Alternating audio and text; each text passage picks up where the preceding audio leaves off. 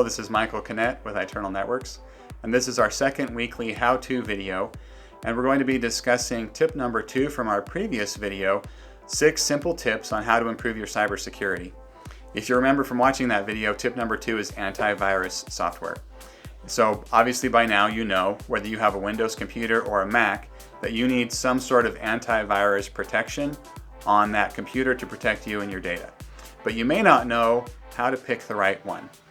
There are many independent labs that do testing and reporting on the different security programs out in the industry that can help you to know if the program that you have works and is actually protecting you, or if it's leaving you unprotected and needing to look for another program.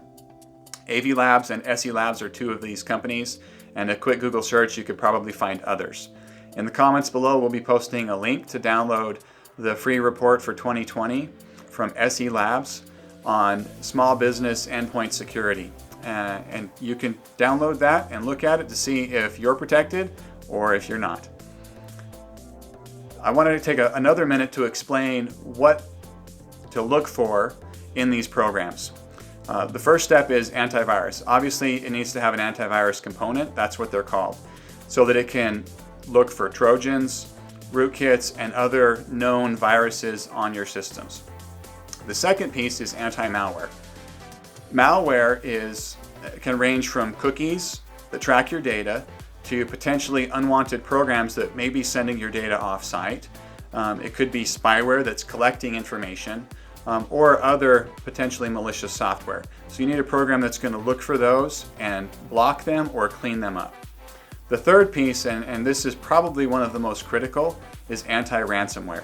And not every antivirus program has anti-ransomware protection, but if you follow the news, you'll hear weekly about different businesses in healthcare, in legal, and others that are hit with ransomware.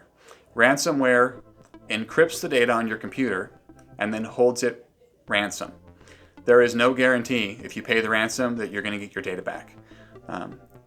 The only way to recover for guarantee is from a backup. Make sure your antivirus program has an anti-ransomware component to protect you. And the fourth piece that I recommend is web filtering.